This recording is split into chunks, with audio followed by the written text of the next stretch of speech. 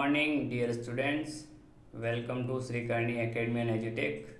I am your physics educator Mahavir Parekh. चलिए बच्चों, तो क्लास 12th का फिजिक्स का पोर्शन हम कर रहे थे और उसमें हमने चैप्टर नंबर 1, 2 एंड 3 तीनों कर लिए हैं। इलेक्ट्रिक फील्ड यानी विद्युत क्षेत्र, गाउस के नियम और उसके अनुप्रयोग, तीसरा विभव, तीनों के सारे पार्ट आपको मिल जाएंगे, तो आप उन पार्ट्स को अच्छे से देखें। प्रीवियस लेक्चर में हमने विभव को जो है फिनिश किया था, उसका लास्ट पोर्शन पोटेंशियल एनर्जी वगैरह के बारे में देखा था। तो आई होप आपने वो किया होगा और उससे रिलेटेड जो भी सवाल वगैरह आपने लगाए हो और कोई क्वेरी हो, कोई आपको इंक्वायरी करनी हो, कोई पूछना हो सवाल के बारे में, तो आप मुझसे पूछ सकते हो जो भी चैप्टर ख़त्म हुए उनसे रिलेटेड। चलिए बच्चों, तो नया चैप्टर नंबर 4 शुरू कर रहे हैं और उसका नाम है धारिता। क्या नाम है बच्चों? धारिता। अब धारिता क्या होती हैं ये पढ़ने से पहले हमें इसके बेसिक टर्म्स जो इसके स्टार्टिंग में दे रखे हैं, जैसे इंसुलेटर है यानी आपका कुचालक है, चालक है, ध्रुवीय अणु है, अध्रुवीय अणु है, इन सब के बारे में भी पढ़ना होगा। बेसिकली इस चैप्टर में हम जो मेनली डील करेंगे वो करेंगे संधारित्र के साथ यानी कैपेसिटर के साथ। कैपेसिटर आप अपने पंखे वगैरह में देखते हो, छोटा सा सेल टाइप लगा होता है और पंखा जब धीरे चलता है या चलता नहीं है तो कई बार कहते हैं कि कैपेसिटर ख़राब हो गया है। एक पैसिव एलिमेंट है, यानी पैसिव एलिमेंट का मतलब ऐसा एलिमेंट जो एनर्जी को क्या करता है, स्टोर करता है। एक्टिव एलिमेंट जो एनर्जी को सप्लाई करता है। तो उसके बारे में मेनली तो अपना डिस्कशन उस कैपेसिटर के बारे में रहेगा, लेकिन स्टार्टिंग जो रहेगी हमारी धारिता में वो कुछ बेसिक जो टर्मिनोलॉजी है उनको पढ़ना ज़रूरी है। तो देखते हैं 1 by 1 सबको। जैसा कि आपके स्क्रीन पे दिख रहा है, सबसे पहले चालक वर्ड 9th 10th से आप इस शब्द से परिभाषित हैं।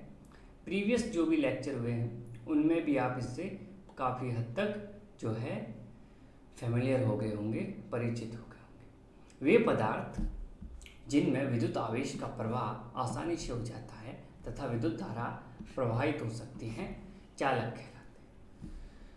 जैसे लाइक चांदी, तांबा, एल्यूमिनियम, लोहा, पारा, अम्लसार और मानव शरीर, पृथ्वी आदि क्या है, चालक है।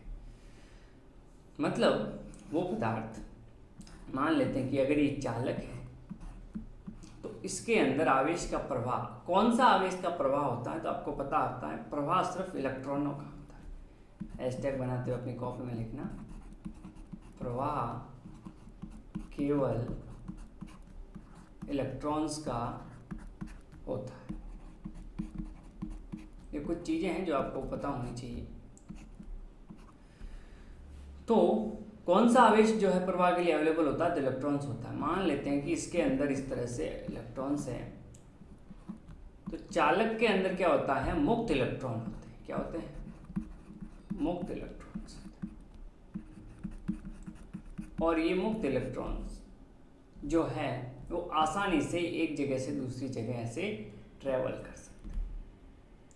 अगर इस चालक को किसी और चालक तार की हेल्प से और ऐसे बैटरी से जोड़ दिया जाए तो ये मुक्त इलेक्ट्रॉन मान लेते हैं यहाँ से इस तरह से मोशन करते हुए चले जाते हैं, इस तरह से, है ना। अगर ये बैटरी है तो यहाँ से नेगेटिव से आएंगे इलेक्ट्रॉन्स, इस तरह से, है ना। इस तरह से इलेक्ट्रॉन आते हैं। ठीक है, तो क्या होगा कि ये जो है अगर किसी बैटरी से मैं इसको कनेक्ट कर दूंगा तो इसमें क्या हो जाएगा, करंट का फ्लो हो जाएगा। करंट का फ्लो हमेशा किधर होता है, पॉजिटिव से नेगेटिव की ओर होता है, यानी इस डायरेक्शन में करंट का फ्लो होगा।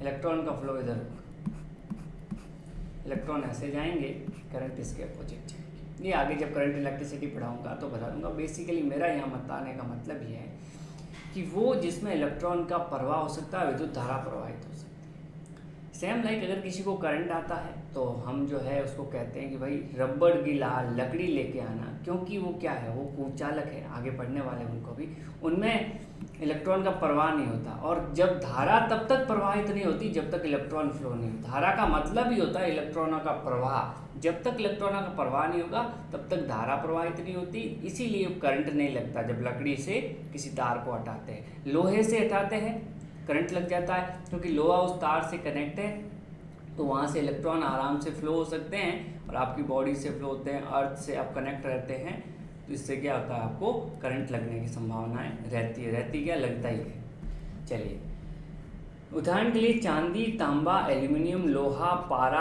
अम्लसार, ये क्या है, ये वो है जो मतलब लिक्विड जो आपने देखे होंगे, लिक्विड फॉर्म में अगर मैं इनको बना दूं अम्ल और सार में, है ना, तो जरूरी नहीं है कि ये सॉलिड हो वही हो, लिक्विड फॉर्म में भी हो सकता है। इसमें आयन जो होते हैं, द्रव जिनको बोलते हैं, द्रव्य, इनमें आयन जो होते हैं वो रेस्पॉन्सिबल होते हैं किसके लिए, करंट के फ्लो के लिए। आयन्स जो होते हैं, धनायन और ऋणायन जो है, उनका प्रवाह होता रहता है। ठीक है, मानव शरीर है, पृथ्वी है, पृथ्वी से जितने चाहे इलेक्ट्रॉन ले लो, जितने चाहे पृथ्वी को इलेक्ट्रॉन दे सकते हो आप लोग। सबसे अच्छा चालक ये पूछा जाता है, सबसे अच्छा चालक कई बार पूछ सकते हैं, चालक जो है वो चांदी, क्या है, चांदी। ठीक है साहब, ये बात हो गई। चालक के बारे में थोड़ा और देख लीजिए। कहने का मतलब क्या होता है कि हर एक बॉडी में इस तरह से एक न्यूक्लियस और उसके चारों ओर क्या होंगे, इलेक्ट्रॉन। ये न्यूक्लियस, ये इलेक्ट्रॉन होंगे, क्योंकि एक छोटा सा तांबे का टुकड़ा है, उसमें भी क्या होंगे, लाखों करोड़ों अरबों क्या होंगे, ये होंगे एटम्स होंगे। ऐसे हर एटम्स के अंदर फ्री इलेक्ट्रॉन्स होंगे। ये फ्री इलेक्ट्रॉन्स यहाँ से यहाँ, यहाँ से यहाँ, यहाँ से यहाँ ऐसे जा सकते हैं, इसीलिए क्या होता है, इसमें करंट फ्लो होता है। चलिए साहब, जैसे ये तार जो आपके सामने दिख रहा होगा, ऊपर जो है वो रबड़ है, नीचे जो है वो क्या है, तांबा है, यानी नीचे वाला ये तो चालक है, ये वाला चीज, और इसके ऊपर जो है वो कुचालक। ये दोनों का एक कंबाइंड एग्जांपल आपको देखें, इसमें कोई इलेक्ट्रॉन का प्रवाह नहीं हो सकता। विद्युत रोधी या इनको बोलते हैं कुचालक।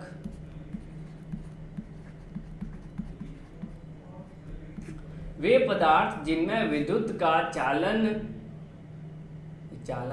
नहीं हो पाता उन्हें कुचालक कहते हैं। बस वही है, यहाँ पर इस तरह से मान लेते हैं कि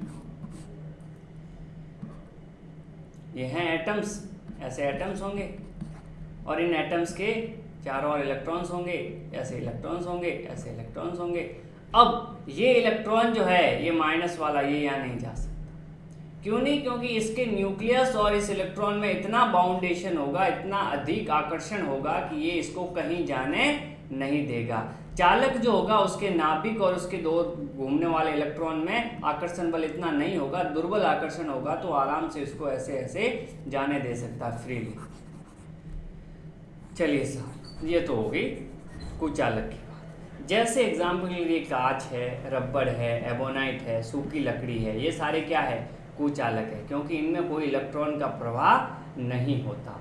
इनको पराविद्युत पदार्थ भी बोलते हैं। क्या बोलते हैं, पराविद्युत पदार्थ भी बोलते हैं। डाई इलेक्ट्रिक इंग्लिश में अगर याद रखो तो डाई इलेक्ट्रिक, और इससे हम काफ़ी फेमिलियर हैं ऑलरेडी 2 चैप्टर के अंदर। तो इनको पराविद्युत पदार्थ भी बोला जाता है, जिनमें कोई भी इलेक्ट्रॉन का प्रवाह नहीं हो सकता। चलिए साहब,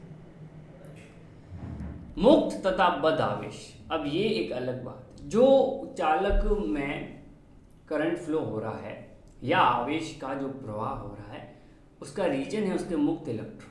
छोटी सी क्लासों में चीज़ें पढ़ते आए हैं, बस एक रिवीजन के लिए यहाँ पे पढ़ाया जाता है कि मुक्त इलेक्ट्रॉनों की वजह से क्या होता है, प्रवाह होता है। धातु में बहुत सारे मुक्त इलेक्ट्रॉन्स होते हैं, इसीलिए उनमें क्या होता है, करंट की प्रवाह होता है। और विद्युत के अच्छे सुचालक है, विद्युत का अच्छा चालक है। क्यों, क्योंकि उसमें मुक्त इलेक्ट्रॉन्स होते हैं। धात्विक चालक पदार्थों की बाह्यतम कक्षा के इलेक्ट्रॉनों पर नाभिक का आकर्षण बहुत दुर्बल होता है, अतः ये इलेक्ट्रॉन पदार्थ के अंदर आराम से विचरण कर सकते हैं, इन्हें मुक्त इलेक्ट्रॉन कहा जाता है। वही बात होगी, मैं एक छोटा सा चालक बना रहा हूँ यहाँ पर, और इस चालक के अंदर मैं 2 या 3 एटम्स की बात कर रहा हूँ, वैसे अरबों एटम्स होते हैं, है ना। तो ये होता है नाभिक, और नाभिक की चारों ओर क्या होते हैं, इलेक्ट्रॉन गति करते रहते हैं। बोर साहब ने बताया था, वैसे तो थॉमसन ने भी कुछ बताया था, रदरफोर्ड ने भी कुछ बताया था, मॉडर्न फिजिक्स में हम उन सब के बारे में पढ़ेंगे, बट बोर का जो है सबसे एक्यूरेट था। उन्होंने ये बताया था कि न्यूक्लियस के चारों ओर एक निश्चित कक्षा के अंदर इलेक्ट्रॉन्स जो है वो मूव करते रहते हैं। अब इन इलेक्ट्रॉन और इन नाभिक के बीच में एक बल लगता है, आपको पता है कौन सा बल लगता है, 2 आवेशों के मध्य, 2 आवेशों के मध्य कौन सा बल लगता है, आवेशों के मध्य, तो 2 आवेशों के मध्य लगता है साहब कूलाम बल, स्थिर वैद्युत बल, कूलाम बल। कौन सा, ये पॉजिटिव है और ये नेगेटिव है, आपको पता है, एक प्लस एक माइनस, क्या होता है प्लस माइनस में, प्लस माइनस में होता है आकर्षण। तो कौन सा बल लगेगा, आकर्षण बल लगेगा, गुलाम साहब ने कहा था। यही आकर्षण बल यहाँ लगता है, ये नाभिक धनावेशित होता है और ये इलेक्ट्रॉन ऋणावेशित होता है। लेकिन ये आकर्षण बल क्या होता है, इतना अच्छा नहीं होता कि ये इलेक्ट्रॉन को कहीं जाने नहीं दे, तो ये इस पदार्थ के अंदर मूव करता रहता है। ऐसा नहीं कि पदार्थ से बाहर आ जाएगा, कि आपने लोहे का तार रखा और उससे इलेक्ट्रॉन बाहर निकल रहे, नहीं, उसकी सतह तक आ जाता है ना, सतह तक आ जाता है। नॉर्मली आप देखते हैं कि आवेश जो होता है, अगर आप इसको कोई आवेश दे भी दोगे तो उसकी सतह पर रहेगा वो आवेश, है ना, तो ये इसकी सतह तक आ सकता है मैक्सिमम, बाकी इस पदार्थ के अंदर आराम से घूमता रहेगा, क्योंकि ये फ्री है, इन पे कोई बाउंडेशन नहीं, इनको ज़्यादा कोई कहने वाला करने वाला नहीं है, तो ये आराम से अपने पदार्थ में घूमते रहते हैं। और जैसे ही आप किसी और चालक से जोड़ते हो और बैटरी लगा देते हो, तो वो क्या होते हैं, वो इलेक्ट्रॉन फ्लो होना शुरू हो जाते हैं उस चालक तार के थ्रू, उस बैटरी के थ्रू, इस तरह से करंट फ्लो हो जाती है। तो ये समझ में आना चाहिए कि मुक्त इलेक्ट्रॉन्स क्या होते हैं। अब बात करते हैं बद आवेश की, किसकी बात करते हैं, बद आवेश की। तो बद आवेश की बात करते हैं।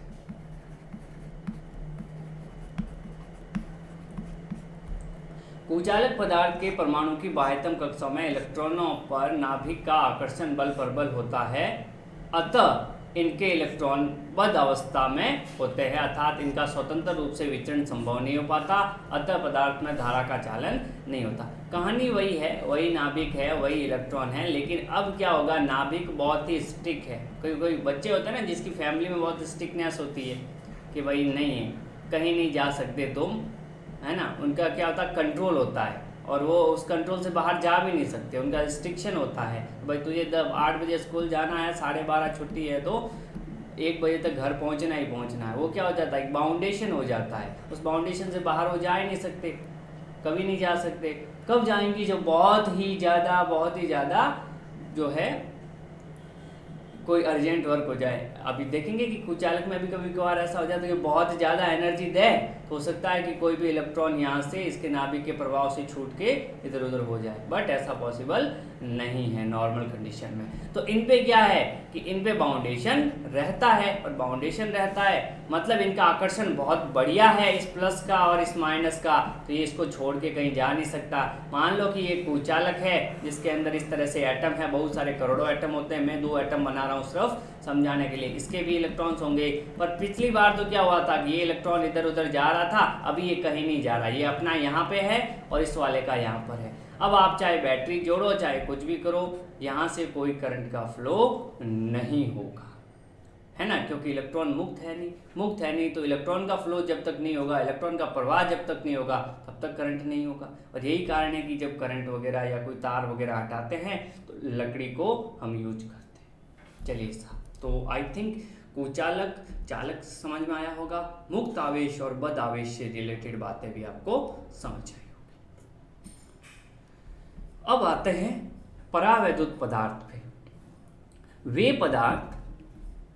पदार्थ जो विद्युत धारा का चालन नहीं करते, परंतु बाह्य विद्युत क्षेत्र में रखने पर विद्युत प्रभाव उत्पन्न करते हैं, परावैद्युत पदार्थ कहलाते हैं। परावैद्युत पदार्थ हम काफ़ी दिनों से इसके बारे में पढ़ रहे हैं। स्टार्टिंग में हमने पढ़ा कि कूलॉम नियम है, वो परावैद्युत पदार्थ अगर बीच में रख दिया तो नेट फोर्स किसी चार्ज पे जो आ रहा है वो कम हो जाता है। फिर हमने देखा कि विद्युत क्षेत्र जो होता है वो भी परावैद्युत पदार्थ की वजह से कम हो जाता है। तो क्यों?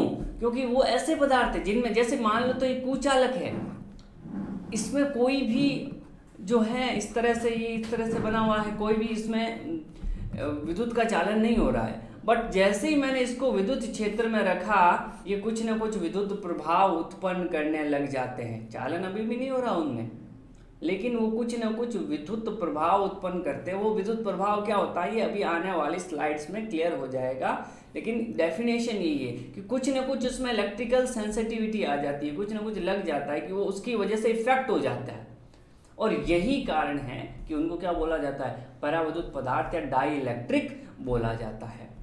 तो एक नंबर में डेफिनेशन आए तो आराम से इसको लिखना है कि वे पदार्थ जिनमें विद्युत धारा का चालन नहीं होता परंतु बाह्य विद्युत क्षेत्र में रखने पर विद्युत प्रभाव उत्पन्न करते हैं, परावैद्युत पदार्थ कहलाते हैं। उदाहरण के लिए मोम है, बोनाइट है, कागज है, अब्रक है, कांच है, ये सारे जो भी है ये सारे क्या है, परावैद्युत पदार्थ है। चलिए, परावैद्युत पदार्थ जो होते हैं सब वो होते हैं दो प्रकार के। कितने प्रकार के होते हैं साहब? दो प्रकार के। पहला, ध्रुवीय, ऐसे पदार्थ जिनके अणुओं के केंद्र संपाती न होकर, कॉन्साइड जिसको बोलता है, एक के ऊपर एक न होकर पृथक पृथक होते हैं, ध्रुवीय परावैद्युत पदार्थ कहलाते हैं। इन पदार्थों के प्रत्येक अणु का परिणामी द्विध्रुव आघूर्ण होता है, जैसे HCl और ये H2O है ना, इसके बेस में H2, NH3। चलिए इनके बारे में थोड़ी सी केमिस्ट्री पढ़ लेते हैं ताकि अच्छा रहे। एक ब्लैक स्क्रीन पे आते हैं और केमिस्ट्री थोड़ी, मैं बात कर रहा हूं ध्रुवीय। ध्रुवीय का मतलब क्या हो गया? ध्रुवण हो रहा है। ध्रुवण क्यों हो रहा है? विद्युत ऋणता का अंतर है तभी हो रहा है, और कोई रीजन है नहीं। कैसे? कि ये H है और ये Cl है, हाइड्रोजन है और ये क्लोरीन है। क्लोरीन की विद्युत ऋणता ज़्यादा होती है और हाइड्रोजन की विद्युत ऋणता कम होती है। तो रीजन क्या होता है कि ये होते हैं सहसंयोजक बंध। कौन से बंध होते हैं? सहसंयोजक बंध। सहसंयोजक बंध मतलब शेयरिंग होते हैं ना, साझा, दोनों का काम, पार्टनरशिप, कि भाई जिस इलेक्ट्रॉन पे इसको, हाइड्रोजन को कितने इलेक्ट्रॉन चाहिए आयतन कोश में? 2 इलेक्ट्रॉन चाहिए, है ना, 2-8 का रूल चलता है, तो 2 चाहिए। तो एक ये हाइड्रोजन का खुद का, एक क्लोरीन का हो जाता है, तो इसके पास 2 इलेक्ट्रॉन आ जाते हैं, तो ये क्या हो जाएगा, हाइड्रोजन का काम हो गया। क्लोरीन के आयतन कोश में 7 इलेक्ट्रॉन होते हैं, इतनी केमिस्ट्री पता होनी चाहिए। ये फिर कल बाहर वाले जो आयोडीन, इनके आयतन कोश में कितने होते हैं? 7 इलेक्ट्रॉन होते हैं, तो इनको चाहिए 1 इलेक्ट्रॉन, 1 इलेक्ट्रॉन चाहिए, तो ये क्या करता है, साझा कर लिया इससे। अब ये 1 इलेक्ट्रॉन ऐसे जो है ले भी सकता है, जैसे NaCl है, तो सोडियम को 1 इलेक्ट्रॉन दे दिया इसमें, तो वो आयनिक बंद हो जाती है। यहाँ पे मैं सहसंयोजक की बात कर रहा हूँ, तो इसने यहाँ से इससे साझा कर लिया, तो इसके कितने हो गए साहब? इसके भी हो गए 8। लेकिन साझा तो किया है, अब होता क्या है कि साझे में भी एक आदमी जिसके पास बहुत बढ़िया पैसा वैसा है, मतलब, और एक थोड़ा, दोनों बिजनेस किया, एक के पास थोड़ा कम है, तो जिसके पास ज़्यादा है ना तो उसका डोमिनेटिंग रहता है, वो बिजनेस में हावी रहता है ना, उसका कहना मानना पड़ता है, क्योंकि कल अपने पास कम भी हो जाए तो उससे थोड़ा अपनी बात बनी रहे। तो यहाँ पे ये क्या करता है कि इसकी विद्युत ऋणता ज़्यादा है, तो इस साझे के इलेक्ट्रॉनों को थोड़ा सा अपनी ओर आकर्षित करके इस पे आ जाते हैं डेल्टा माइनस, और इस इलेक्ट्रॉन पे आ जाता है डेल्टा प्लस। दोनों पे क्या हो जाता है? ध्रुवण हो जाता है। ध्रुवण हो जाता है तो इस पे कुछ ना कुछ माइनस आ जाता है, इस पे कुछ ना कुछ प्लस आ जाता है ना। इसीलिए इसको क्या बोलते हैं? ध्रुवीय अणु कहा जाता है। समझ में आ गए क्या बोला जाता है? ध्रुवीय अणु कहा जाता है। लेकिन एक और एग्जांपल देखिए, H2O,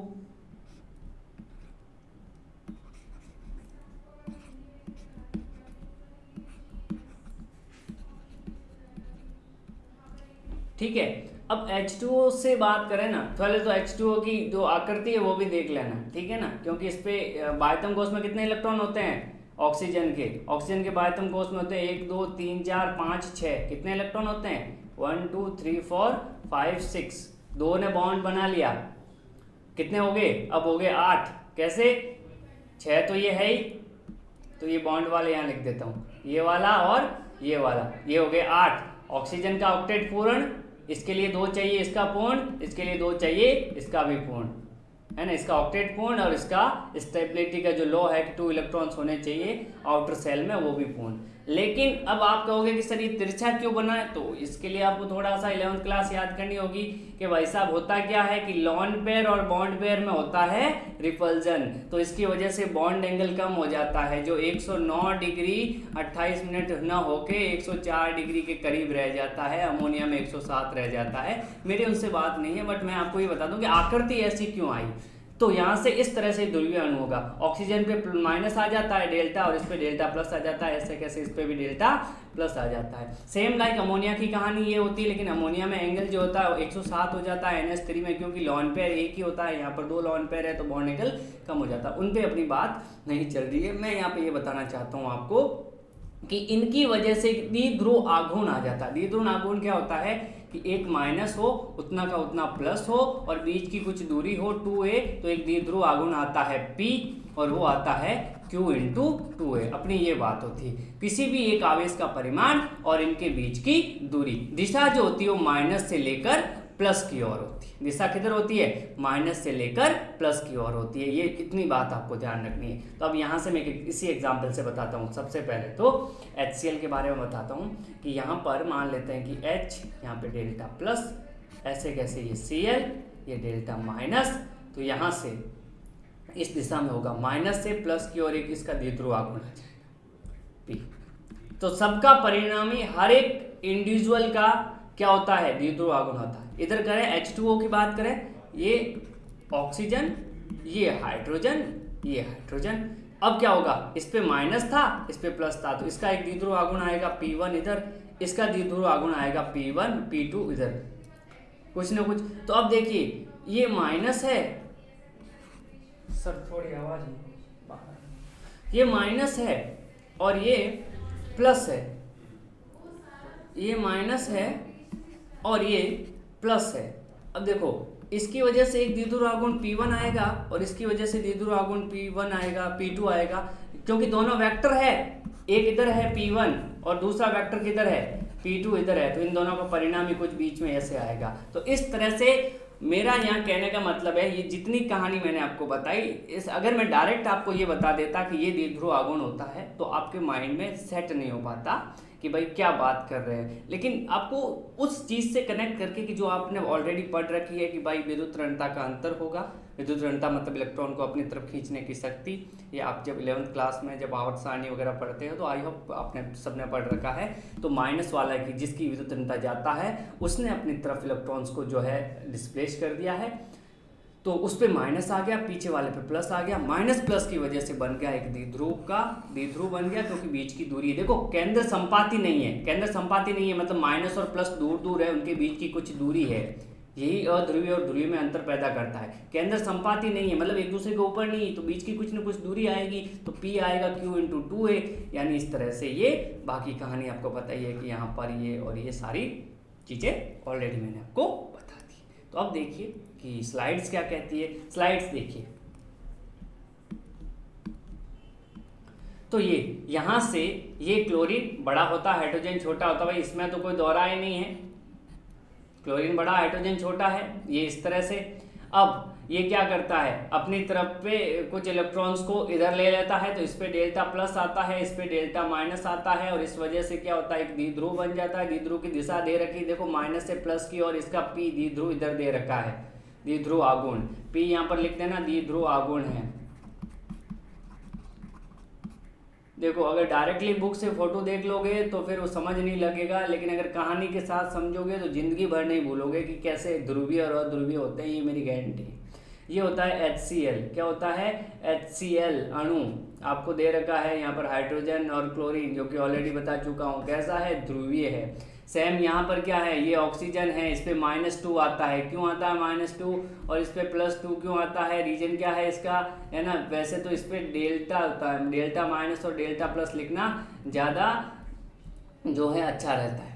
तो इस पे कुछ माइनस, इसकी वजह से कुछ प्लस, इसकी वजह से यहाँ पर इसका एक डेल्टा माइनस, इसकी वजह से यहाँ पर डेल्टा प्लस, इस तरह से आ जाता है, समझ गए। इसकी वजह से डेल्टा प्लस, इसकी वजह से डेल्टा माइनस। तो एक द्विध्रुव तो ये बनता है, एक द्विध्रुव ये बनता है। इसकी वजह से एक द्विध्रुव आघूर्ण माइनस से प्लस की और इस डायरेक्शन में, इसकी वजह से माइनस से प्लस की और इस डायरेक्शन में।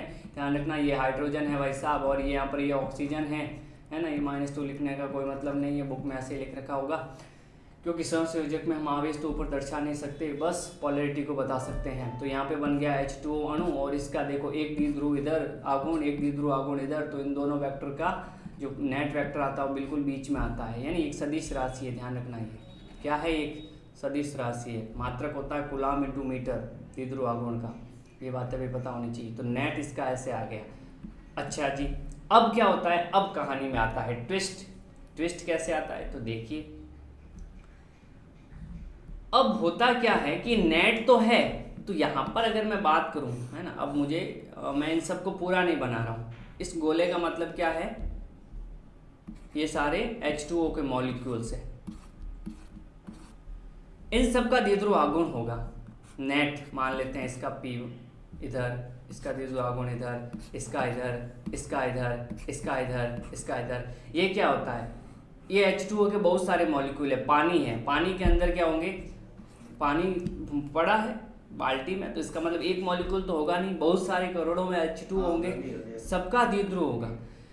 अब जब सबका परिणामी द्विध्रुव आघूर्ण अगर मैं निकालने जाऊं तो ये रैंडम है, कोई इधर, कोई इधर, कोई इधर, कोई इधर, कोई इधर, कोई इधर, कोई इधर। सेम लाइक क्लास के अंदर जो बच्चे हैं वो कोई इधर घूम रहा है, कोई इधर घूम रहा है, और कोई आदमी आया जो चेक करने के लिए, वो देख के चला गया, तो क्या कहेगा, कौन सी डायरेक्शन का कहेगा कि बच्चे किधर बैठे, कहेगा किधर ही नहीं बैठे हैं, परिणामी 0 है, मतलब बिल्कुल डिस्टर्बेंस है। सेम यहाँ पर इन सब का परिणामी जब निकाल दूं, किसी एक अणु की बात करूं भाई साहब, तो उसका है इंडिविजुअल है, प्रत्येक अणु का अपना परिणामी विद्युत द्विध्रुव आघूर्ण होता है। लेकिन अगर सभी अणुओं की बात करूं तो मान लेते कि जितना एक का इधर है दूसरे वाले का इतना इधर हो गया, सदिश है तो बिल्कुल ही आपस में कैंसिल हो गए। यही रीजन है कि अगर मैं पूरे की बात करूं, पूरे पदार्थ की बात करूं, तो इसका परिणामी द्विध्रुव आघूर्ण 0 हो जाता है, क्योंकि इसका कोई नेट डायरेक्शन में द्विध्रुव आघूर्ण नहीं है। अब किसी ध्रुवीय, ये वाला, तो यहां पर आप एक स्लाइड में लिख देना,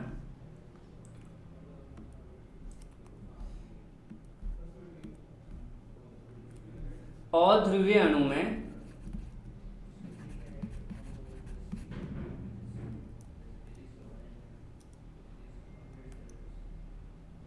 एक मिनट, सॉरी,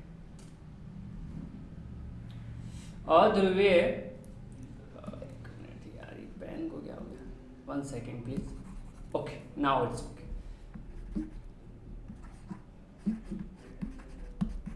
ध्रुवीय अणु में प्रत्येक अणु का परिणामी द्विध्रुव आघूर्ण होता है, परंतु विद्युत क्षेत्र की अनुपस्थिति में, विद्युत क्षेत्र की अनुपस्थिति में सभी अणुओं का परिणामी द्विध्रुव आघूर्ण 0 हो जाता है। क्यों? क्योंकि रैंडम डायरेक्शन में एक प्लस इधर है तो दूसरा इधर है, तीसरा इधर है, तो ये अनुपस्थिति में। अब जब विद्युत क्षेत्र को अप्लाई करते हैं, एक्सटर्नल इलेक्ट्रिक फील्ड हम अप्लाई करते हैं, तो क्या कहानी होती है उसको जरा देखिए। तो अब किसी ध्रुवीय परावैद्युत पदार्थ के अणु बाह्य विद्युत क्षेत्र की अनुपस्थिति में तापीय ऊर्जा के कारण अनियमित रूप से व्यवस्थित रहते हैं, इसके कारण इनका परिणामी द्विध्रुव आघूर्ण शून्य होता है। कोई कहानी बताने की ज्यादा जरूरत नहीं है। अब देखिए, बाह्य विद्युत क्षेत्र की अनुपस्थिति में कुछ ऐसी कहानी होगी, बाह्य में इस तरह से कहानी समझ आई, ये प्लस ये माइनस, इसका इधर, तो इसका द्विध्रुव आघूर्ण देखो माइनस से प्लस की ओर इस डायरेक्शन में, इसका माइनस से प्लस की ओर इस डायरेक्शन में, इसका माइनस से प्लस की ओर इधर, इसका माइनस से प्लस की ओर इधर, इसका माइनस से प्लस की ओर इस डायरेक्शन में। कहने का मतलब आप समझ गए होंगे कि मैं क्या बात कर रहा हूँ। कोई एरो उल्टा बन गया तो उसको भी देख लेना, माइनस से प्लस की, ठीक है, माइनस से प्लस की ओर होना चाहिए। अब ये तो अनुपस्थित है। अब जैसे ही विद्युत क्षेत्र आरोपित किया, यानी एक्सटर्नल इलेक्ट्रिक फील्ड में मैंने इनको रखा है, इस तरह से रखा है, ये एक्सटर्नल इलेक्ट्रिक फील्ड में इस तरह से रखा है यहाँ पर, ठीक है। वही कहानी कि बच्चे सारे बिखरे हुए थे, लेकिन जैसे ही टीचर आया, जैसे ही प्रिंसिपल सर आए, सारे बच्चे एकदम अपनी जगह पे, सारे एक ही डायरेक्शन। ऐसा होता है ना कि कोई ब्लैक बोर्ड की उधर मुंह करके बैठेगा क्या, नहीं बैठेगा ना, सारे एकदम सही तरीके से, भाई जिधर जिसको बैठना था बिल्कुल सही तरीके से जम के बैठ गए। अब और सही एकदम बिल्कुल साफ। अब क्या हुआ, अब कहानी में ट्विस्ट, कैसे, ये माइनस से प्लस की ओर,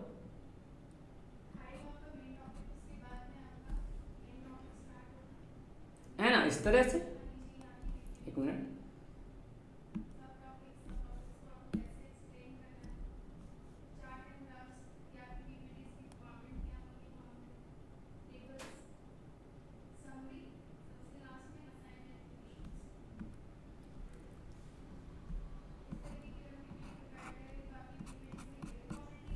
ठीक है। अब माइनस से प्लस, ये भी माइनस से प्लस, ये भी माइनस से प्लस, ये भी माइनस से प्लस, ये भी माइनस से प्लस, ये भी माइनस से प्लस, माइनस से प्लस, माइनस से प्लस, यानी एक ही दिशा में हो गए भाई साहब सारे। तो अब कैंसिल तो नहीं हो सकते। अब कैंसिल क्या होंगे, कैसे हो जाएंगे भाई साहब, अगर अपोजिट होते तो कैंसिल होते, यानी इसका कुछ न कुछ परिणामी द्विध्रुव आघूर्ण आ जाएगा जैसे ही मैंने इसको विद्युत क्षेत्र में रखा। और यही कहानी तो हम कह रहे थे कि परावैद्युत पदार्थ वो होते हैं जो इंडिविजुअली तो उनमें कुछ नहीं होता, लेकिन जैसे ही उनको विद्युत क्षेत्र में आप रख दोगे तो कुछ न कुछ इलेक्ट्रिकल इफेक्ट, कुछ न कुछ विद्युत प्रभाव दिखाने शुरू कर देंगे। चलिए साहब, इस तरह से आपका ये हो जाएगा कि माइनस प्लस से सारे एक ही दिशा में एडजस्ट हो गए अच्छे से। अब थोड़ा इसमें ये भी देखते हैं हम लोग, आगे मैं बताऊंगा कि यहाँ पर ये माइनस माइनस माइनस माइनस, इसकी वजह से यहाँ पर ये plus plus plus plus plus है ना, ये बीच वाला अगर मैं सबको कैंसिल भी कर दूं तो यहाँ पर एक माइनस की लेयर बन रही है और यहाँ पर एक प्लस की लेयर बन रही है, और विद्युत क्षेत्र की दिशा होती है प्लस से माइनस की ओर, यानी इस द्विध्रुव का अपना एक प्रेरित विद्युत क्षेत्र उत्पन्न हो जाएगा। इस परावैद्युत की वजह से एक प्रेरित विद्युत क्षेत्र उत्पन्न हो जाएगा। इसको मैं अगर मैं लिख दूं EI इंड्यूस इलेक्ट्रिक फील्ड हो जाएगा। इनकी वजह से वो जो है बाह्य विद्युत क्षेत्र का क्या करेगा, विरोध करेगा, इसीलिए विद्युत क्षेत्र कम हो जाता है। जब भी हम परावैद्युत पदार्थ रखते हैं तो विद्युत क्षेत्र कम हो जाता है, क्योंकि इस परावैद्युत पदार्थ की वजह से एक विद्युत क्षेत्र उत्पन्न हो जाएगा जो एक्सटर्नल इलेक्ट्रिक फील्ड यानी बाह्य विद्युत क्षेत्र का करेगा विरोध, और इसी वजह से विद्युत क्षेत्र हमने देखा था कि परावैद्युत पदार्थ रखने पे K टाइम कम हो जाता है। कूलम्ब्स नियम में हमने देखा कि फोर्स K टाइम्स कम हो जाता है। वहां पर रीजन ध्यान रखना, force is due to field, हमेशा ध्यान रखना, फोर्स हमेशा फील्ड की वजह से आता है। तो कूलम्ब्स नियम में जो Q1 पे Q2 फोर्स लगा रहा था ना F, वो अभी भी उतना ही फोर्स लगा रहा है, पर वो फील्ड की वजह से नेट फोर्स कम हो जाता है। उस पदार्थ में एक ध्रुवण उत्पन्न हो गया है, उस ध्रुवण की वजह से Q1 पर जो नेट फोर्स आ रहा है वो कम हो जाता है, क्योंकि नेट इलेक्ट्रिक फील्ड कम हो जाता है, नेट इलेक्ट्रिक फील्ड डिक्रीज होता है, इसीलिए वो फोर्स कम हो जाता है।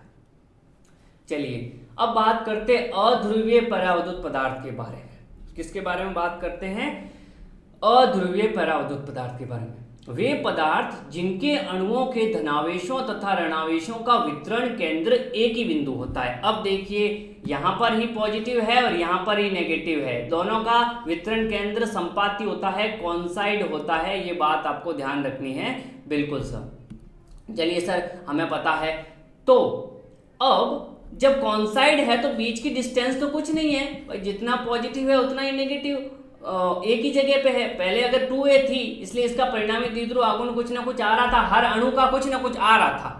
इसका P1 आया था, फिर इधर P2 आया था, लेकिन यहाँ पर तो कॉन्साइड है, बीच की डिस्टेंस ही नहीं है, तो यहाँ पर वैसे भी नहीं आएगा।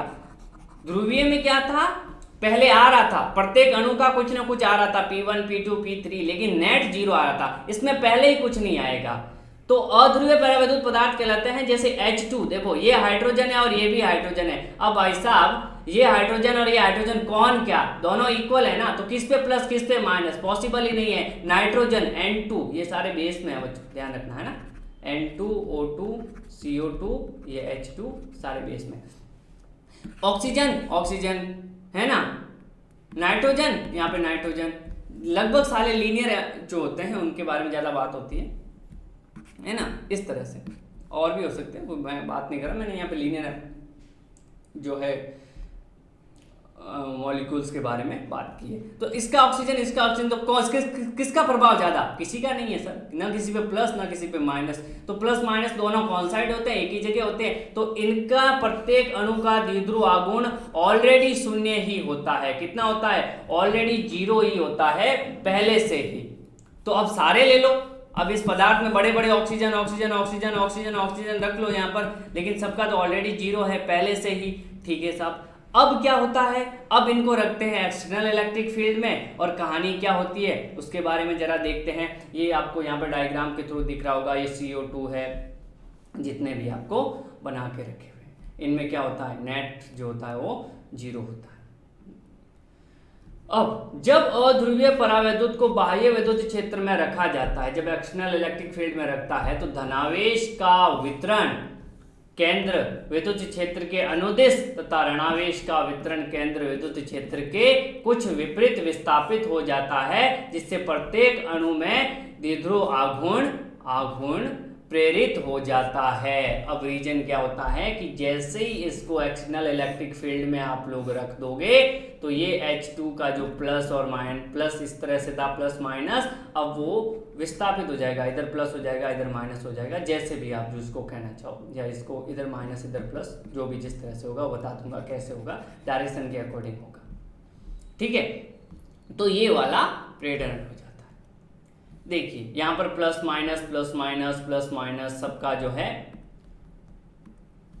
ये प्लस ये माइनस, ये प्लस ये माइनस, ये प्लस ये माइनस, प्लस माइनस इस तरह से कॉन्साइड है। ये कब है, जब बाह्य वैद्युत क्षेत्र उपस्थित नहीं है, यानी अनुपस्थित है। लेकिन जैसे ही बाह्य वैद्युत क्षेत्र को उपस्थित किया, स्टार्ट किया, तो यहाँ पर क्या हो गया, एक विद्युत क्षेत्र उत्पन्न हुआ, एक विद्युत क्षेत्र आया, और उसकी वजह से ये माइनस और ये प्लस, ये माइनस ये प्लस, माइनस प्लस क्यों हुआ, क्योंकि पॉजिटिव पर फोर्स लगता है विद्युत क्षेत्र की दिशा में, तो पॉजिटिव वाला इधर आएगा और नेगेटिव वाला इधर आएगा। इसलिए मैंने जो पिछला डायग्राम था वहाँ पे रफ किया मैंने, क्योंकि आप उल्टा ना बना, मर्जी से मत बना देना कि इधर माइनस इधर प्लस, बस सीधे ही तो करना है, नहीं, विद्युत क्षेत्र की दिशा में पॉजिटिव वाला रहेगा, क्योंकि उस पर फोर्स इधर लग रहा है, तो माइनस वाला पीछे रहेगा, इस तरह से आएंगे। तो ये प्लस माइनस, और यहाँ पर एक विद्युत क्षेत्र है, ये तीर का मतलब क्या है, यहाँ पर एक विद्युत क्षेत्र है E, ये बात होगी। तो अब आपको समझ में आ गया होगा। तो ये एक इलेक्ट्रिकल सेंसिटिविटी होती है इसमें, यानी विद्युत प्रभाव उत्पन्न करते हैं कब, जब इनको बाह्य विद्युत क्षेत्र में हम रखते हैं। चलिए सर थोड़ा सा और देखते हैं। अब होता क्या है, जैसा अभी जो मैंने बताया था, मान लेते हैं कि एक परावैद्युत पदार्थ है और एक विद्युत क्षेत्र है E इनिशियल की बात करूं, यानी E पहले कितना है, जब परावैद्युत पदार्थ नहीं रखा हुआ था तो E पहले है E0, यानी बिना परावैद्युत पदार्थ के विद्युत क्षेत्र। E एक्सटर्नल अगर मैं बात करूं तो इसको मैं लिख देता हूं E0। अब क्या होता है, अब मैंने बताया था कि इस यहाँ वाली सतह पे हो जाएगा negative negative negative negative negative, इस वाली पे हो जाएगा positive positive positive positive positive. तो इसका खुद का एक विद्युत क्षेत्र हो जाएगा, और वो विद्युत क्षेत्र कौन सा होगा, वो विद्युत क्षेत्र की दिशा हमेशा धनात्मक से ऋणात्मक की ओर, तो इसका एक विद्युत क्षेत्र हो जाएगा EP, इंड्यूस हो जाएगा, और वो किधर होगा, वो इस डायरेक्शन में EP लिख देता हूँ, ई इन लिख देता हूँ, ई आई लिख देता हूँ, कुछ भी ले सकता हूँ, एक नोटेशन ले लेता हूँ। तो ई पी को मैं यहाँ पे लिख देता हूँ ये प्रेरित विद्युत क्षेत्र, प्रेरित विद्युत क्षेत्र किसकी वजह से? पैरावैद्युत पदार्थ की वजह से, पैरावैद्युत पदार्थ के कारण। तो अब देखो, अगर मुझे नेट इलेक्ट्रिक फील्ड निकालना है यहाँ पर ई नेट, तो क्या लिखूंगा? ई नॉट, तो इधर माइनस ई पी। समझ में आए? ई नॉट माइनस ई पी कितना हो जाएगा? ये प्रेरित विद्युत क्षेत्र आएगा। और ये डिपेंड करता है इसकी जो एक वो नोटेशन होता है काई, इस काई पे डिपेंड करता है। काई हर एक ग्रीक वर्ड है जो कि अलग अलग पैरावैद्युत पदार्थ के लिए जो है इसकी वैल्यू होती है, इसकी कितनी सेंसिटिविटी है इलेक्ट्रिक फील्ड के अंदर। जितना ये ज़्यादा होगा काई, उतना वो अपोजिट इलेक्ट्रिक फील्ड प्रोड्यूस ज़्यादा करेगा, उतना ज़्यादा वो प्रेरित होगा। तो ये उस पर डिपेंड करता है कि भाई कितना उसको कम करेगा। अलग अलग मटेरियल के लिए अलग अलग होता है, उसकी वैल्यू भी एक दो न्यूमेरिकल नेक्स्ट क्लास में जब करवाऊंगा तब उसके बारे में बता दूंगा। बेसिकली आपको ध्यान रखना है कि नेट इलेक्ट्रिक फील्ड भाई साहब क्या हो जाता है? डिक्रीज हो जाता है। क्यों हो जाता है? क्योंकि यहाँ पे सारे प्लस बन जाते हैं या माइनस, तो इसकी वजह से भी एक अपना खुद का इंडिविजुअल इलेक्ट्रिक फील्ड आ जाता है जो बाह्य विद्युत क्षेत्र यानी बाह्य विद्युत क्षेत्र का क्या करता है? विरोध करता है। और जो क्योंकि वेक्टर है तो आपस में नेगेटिव हो जाएंगे, एक दूसरे से सब्ट्रैक्ट हो जाएंगे, तो नेट इलेक्ट्रिक फील्ड ये हो जाएगा जो कि कम है। तो ई पी कभी भी जीरो तो हो नहीं सकता, नॉट इक्वल टू जीरो। अगर पर हाँ, निर्वात के लिए जीरो होता है। निर्वात के लिए क्या होता है? निर्वात में कोई अणु ही नहीं होता है, तो निर्वात के लिए ई पी जीरो होता है केवल। बाकी के लिए ई पी जीरो नहीं है तो ई नेट जो है वो हमेशा कम होगा ई किसके? नॉट के, यानी विद्युत क्षेत्र कम हो जाएगा। तो कॉन्सेप्ट क्या लिखोगे? विद्युत क्षेत्र कम हो जाएगा, कम हो जाएगा। विद्युत क्षेत्र कम होगा तो उनके मध्य अगर आवेश रखे हुए हो, यहाँ पर कोई आवेश था, यहाँ पर कोई आवेश था, उस पर बल लग रहा था, मान लो Q इंटू ई। अब बल कौन सा लगेगा? पहले तो Q इंटू ई नॉट लगेगा, अब लगेगा Q into E net. E net E not से कम है तो बल भी कम हो जाएगा। कितना कम होता है वो? K टाइम्स होता है ना। आपने देखा होगा अगर किसी माध्यम में रखा हुआ है तो हो जाता है ई नॉट बाई के। फोर्स जो होता है माध्यम में हो जाता है force in vacuum divide by के। वैक्यूम क्यों लेते हैं? अब यहाँ से पता चल गया, क्योंकि वैक्यूम के लिए ई पी जीरो होता है, तो वैक्यूम के लिए विद्युत क्षेत्र वही रहता है जो पहले आया है। तो आई होप ये सारी चीज़ें आपको समझ में आई होगी कि चालक क्या होता है, कुचालक क्या होता है, ध्रुवीय अणु क्या होता है, अध्रुवीय अणु क्या होता है, विद्युत क्षेत्र में रखते हैं तो क्या होता है, विद्युत क्षेत्र में नहीं रखते हैं तो क्या होता है, किसका ऑलरेडी विद्युत द्विध्रुव आघूर्ण होता है, कौन से अणु का पहले भी विद्युत द्विध्रुव आघूर्ण नहीं होता। जैसे ध्रुवीय अध्रुवीय है तो उनका ऑलरेडी कुछ नहीं होगा, वो जीरो ही होगा। लेकिन ध्रुवीय है तो सबका इंडिविजुअल होगा लेकिन परिणामी जीरो हो जाएगा। लेकिन जैसे ही विद्युत क्षेत्र में रखेंगे तो इलेक्ट्रिकल सेंसिटिविटी आएगी, उनमें एक प्रभाव उत्पन्न करेंगे, इसमें पॉजिटिव इधर शिफ्ट होंगे, नेगेटिव इस डायरेक्शन में शिफ्ट होंगे। यही डायग्राम कोई बेवकूफ़ बनाने के इधर बना देता तो उल्टा हो जाता, तो पॉजिटिव इधर शिफ्ट हो जाते हैं, नेगेटिव इधर हो जाते हैं। विद्युत क्षेत्र की दिशा में पॉजिटिव होता है, उसके विपरीत नेगेटिव होता है। इस पॉजिटिव और नेगेटिव की वजह से एक और जो है अपने पास इनका इंडिविजुअल इलेक्ट्रिक फील्ड आ जाता है जिसकी दिशा इधर होती है, जो एक्सटर्नल का क्या करता है, विरोध करता है। इसीलिए विद्युत क्षेत्र क्या हो जाता है, कम हो जाता है, तो विद्युत बल भी कम हो जाता है, और ये सारी चीज़ें बताती है आपको। तो thank you very much. Next lecture में हम कैपेसिटेंस यानी धारिता के बारे में पढ़ेंगे कि धारिता क्या होती है और उसके फॉर्मूले वगैरह देखेंगे, किस पर निर्भर करती है, और काफ़ी एनालॉजी के बारे में हम लोग डिस्कस करने वाले हैं। तो नेक्स्ट क्लास में मिलते हैं, तब तक अपना ख्याल रखें। Thank you very much.